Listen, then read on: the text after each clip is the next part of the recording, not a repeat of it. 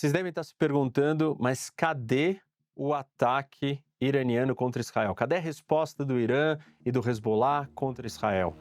Vocês sabem que nas últimas semanas Israel acabou eliminando um líder do Hezbollah e o líder do Hamas no Irã, na posse do presidente iraniano. Já comentei sobre isso, outros vídeos aqui no canal. E vejam, tá todo mundo desde então esperando uma resposta do Irã. E tá todo mundo esperando essa resposta porque o Irã disse que iria fazer essa resposta. Os líderes, tanto o líder supremo do Irã quanto o líder do Hezbollah, têm falado que a resposta será gigantesca. O eixo da resistência, que é o grupo de aliados do Irã, organizações terroristas, as suas proxies todas, têm dito que irão retaliar. E até então, nada. E óbvio que a gente precisa analisar isso. Por que ainda não aconteceu? Se é que vai acontecer essa retaliação do Irã, esse ataque do Irã contra Israel. Vamos fazer uma pausa no vídeo para eu falar do nosso patrocinador e apoiador, a Insider, que faz essa camiseta que eu estou usando, fantástica, a Tech T-Shirt. Eu estava pensando, se eu fosse comprar uma camiseta para trabalhar, eu compraria Insider. Se eu fosse comprar uma camiseta para treinar, eu compraria Insider. Se eu fosse comprar uma calça moderna, legal, para eu sair ou para eu ficar em casa, eu compraria na Insider. Se eu fosse comprar uma cueca, Insider.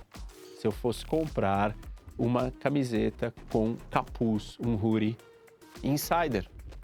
Bom, como vocês podem ver, independente da situação, a Insider é a roupa perfeita, sempre, porque ela funciona para todas as ocasiões e eu realmente uso ela em todas as ocasiões que eu citei. Então, a minha escolha vai ser Insider. Feliz. Use, portanto, o meu cupom de desconto para comprar sua Insider, seja para ficar em casa, seja para sair, seja para treinar, seja para trabalhar, o que você quiser, porque vai funcionar em todas essas situações. Use o meu cupom ROC, H-O-C, de desconto. Dá uma olhada no site, encontre o que você quiser e tem muitas coisas não só masculinas, mas femininas também. E é muito simples, né? O próprio líder, o Nasrallah, que é o líder do Hezbollah, ele disse que Israel foi muito bem sucedida no seu ataque, porque conseguiu matar lideranças importantes dentro do território delas, na casa delas, no lugar que supostamente elas estariam mais seguras. No caso do Hamas, do assassinato, da morte do líder do Hamas, o Haniyeh, a situação foi ainda mais grave, porque era dentro do Irã e não teve nenhum efeito colateral, ou seja, outras pessoas não morreram, não foi um grande ataque gigantesco, foi uma operação super precisa, direta, dentro do território do inimigo, na posse do presidente. Não é um evento qualquer, é um momento que pessoas do mundo inteiro foram ali e sem nenhuma consequência, sem nenhum impacto maior. Esse ataque é muito bem sucedido e o Nasrallah diz, bom, ele colocou a gente numa situação difícil. Qual é a situação difícil? O Irã tem que encontrar uma maneira de responder para Israel, porque se não fizer nada, simplesmente passa por fraco, por incapaz. Não conseguiu nem proteger o seu aliado dentro do seu país e agora não vai fazer nada em retorno, em retaliação. Tem que mostrar para a sua população, tem que reestabelecer a dissuasão, a capacidade dissuasória, o famoso deterrence. Como que se faz isso? Restabelecer o medo de Israel de fazer ações desse tipo. Como que você restabelece o medo ou estabelece o medo? Você mostra que existem consequências para os seus atos. Isso significa que se Israel fez isso dessa vez, vai ter uma grande consequência. Então, da próxima vez, Israel vai pensar duas vezes, vai falar: não posso cruzar essa linha porque a consequência é grave demais. Então, o Irã precisa reestabelecer essa capacidade dissuasória, senão ele abre uma porta para Israel fazer isso com frequência, múltiplas vezes, e entender que tem uma posição superior, de destaque. Ao mesmo tempo que você tenta reestabelecer a dissuasão, você não pode esticar demais a corda, você não pode ir longe demais. Para um país ter medo, né, de uma retaliação sua ou de uma consequência futura para não repetir aquilo, o seu ataque, no caso, o contra-ataque do Irã ou a retaliação iraniana, ela tem que ser forte o suficiente. Mas se ela for forte demais, ela vai provocar a entrada de outros países ou ela vai provocar uma grande guerra. E uma grande guerra traz outros países para dentro do conflito. Quem que eu estou falando? Dos Estados Unidos, a maior potência militar do mundo. O Irã não quer uma guerra contra os Estados Unidos e Israel aberta, em grande escala, total. Uma guerra total, ela abre espaço para o regime iraniano ser derrubado, ela abre espaço para um confronto sem limites, onde o Irã é bastante inferior militarmente. E isso o Irã não quer provocar, ou pelo menos o regime iraniano não quer provocar. Então, o regime iraniano e aí, claro, estou falando do eixo da resistência como um todo, os aliados do Irã, eles precisam encontrar um equilíbrio entre ter uma resposta que tenha um efeito minimamente forte, impactante para restabelecer a dissuasão, mas eles não podem ir longe demais a ponto de criar uma guerra maior ou um conflito maior que vão trazer outros países e esse conflito maior vai causar vários outros problemas para o Irã, já vou explicar eles, mas o fato é que esse equilíbrio é muito difícil. Um novo ataque como o anterior, que a gente assistiu recentemente, há poucos meses, de que o Irã telegrafa drones sendo lançados, avisa, passam dias, os drones vão voando lentamente, os Estados Unidos é capaz de colocar uma coalizão de países, países árabes inclusive participam, como Jordânia e outros, ajudando Israel a lidar com esse ataque, não é forte o suficiente para estabelecer uma força, uma posição dissuasória por parte do Irã. Então não dá para ser isso, tem que ser algo a mais do que isso. Algo a mais do que isso, provavelmente traríamos uma guerra maior. E aí a pergunta, né, que a gente tem que fazer é: qual a consequência de uma guerra maior? Para o Irã, as consequências são muito grandes. Primeiro que o regime, como eu disse, pode ser derrubado. E tudo que um regime ditatorial não quer é perder o poder. Então ele não quer arrumar uma guerra com o inimigo que vai causar uma grande guerra e eles vão ser derrubados do poder. A segunda coisa é que no meio de uma grande guerra como essa, existe um grande temor e um problema antigo de segurança internacional, principalmente por parte de Israel, que é o programa nuclear iraniano. Se o Irã está em vias de quase conseguir a sua bomba atômica e ele provoca uma guerra agora, esse é o momento ideal e no meio dessa confusão e no meio dessa escalada maior, é inevitável que Israel chegue à conclusão que agora sim é a hora de atacar as instalações nucleares iranianas e destruir o seu programa nuclear. Isso não é positivo para o Irã se ele está próximo de conseguir a sua bomba atômica.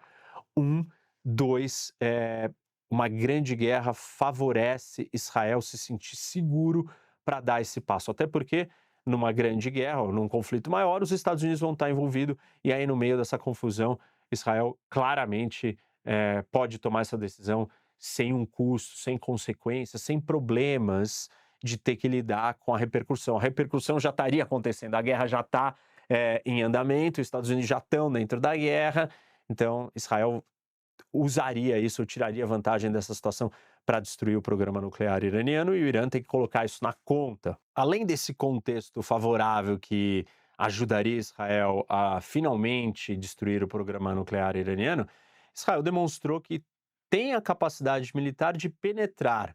A discussão se Israel consegue ou não fazer esse ataque sozinho, se tem a coragem, se está preparado, se tem o ok dos americanos, ela é outra.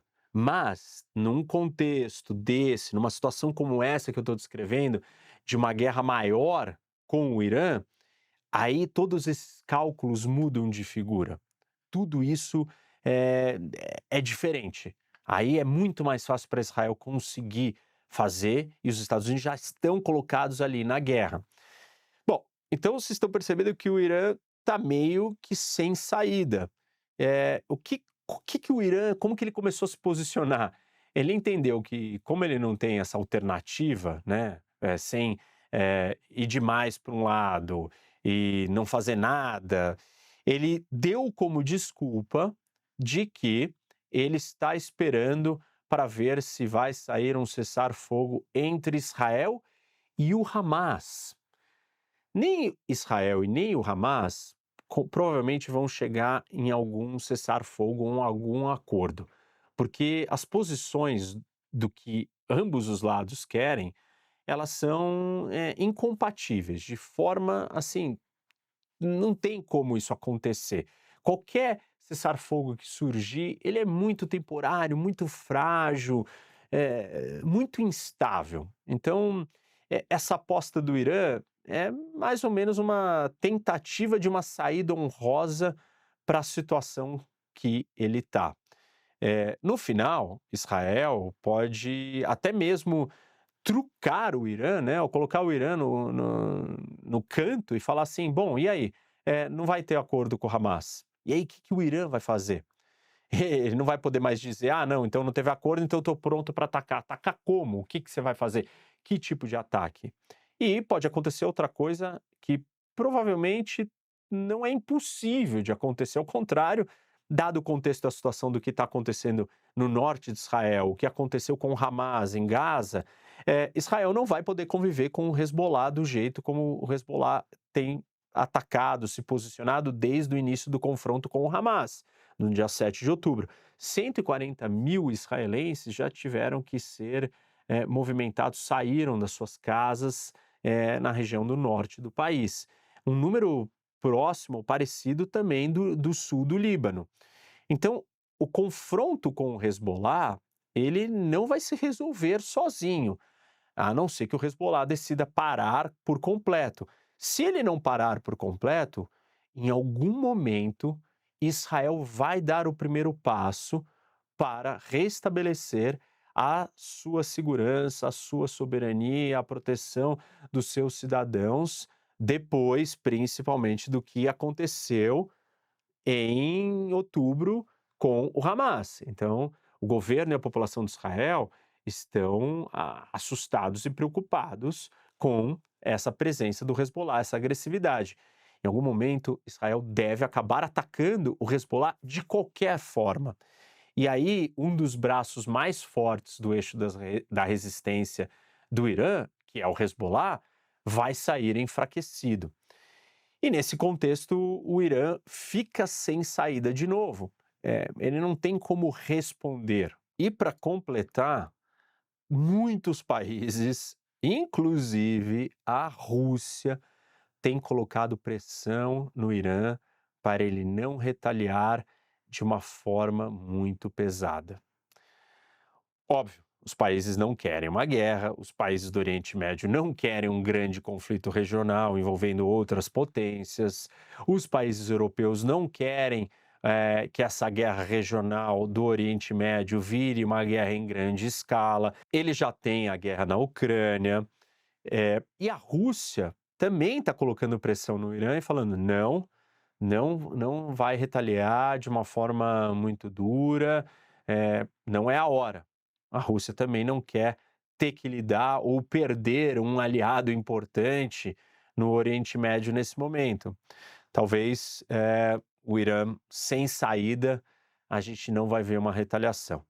Isso só vai deixar Israel mais confiante e segura de que obteve uma grande vitória, a vitória foi obtida, certamente, mas que seguir nesse caminho é uma fórmula para continuar obtendo vitórias. Existem outras lideranças aí, tanto do Hamas quanto do Hezbollah, que estão vivas e são alvos. Então, assim, a solução não foi, isso não apaziguou, não resolveu o problema, né, a tensão toda no Oriente Médio, jogou o problema mais para frente e potencializou, porque uma não retaliação do Irã hoje, no próximo movimento que Israel fizer, o Irã vai se sentir obrigado e colocado a retaliar de uma forma ainda maior. E aí a gente volta para o dilema que eu estou descrevendo hoje. Uma retaliação ainda maior é um passo muito grande para uma guerra maior. Uma guerra maior envolve outras potências, envolve um conflito muito mais destrutivo. Mas, por enquanto, sem retaliação do Irã, e esses são os motivos, isso está na mesa, vai continuar sendo discutido. A qualquer momento as coisas podem mudar. O Oriente Médio é um lugar muito dinâmico, nebuloso, explosivo, e nós estamos no meio de uma guerra regional, como eu sempre digo para vocês. A guerra não é em grande escala, mas a guerra entre o Irã e Israel é uma guerra regional que acontece desde o dia 7 de outubro, com o Hamas sendo só uma parte. Gaza é só uma parte desse conflito, o resto continua fluindo normalmente. Vou estar aqui acompanhando com vocês, gente.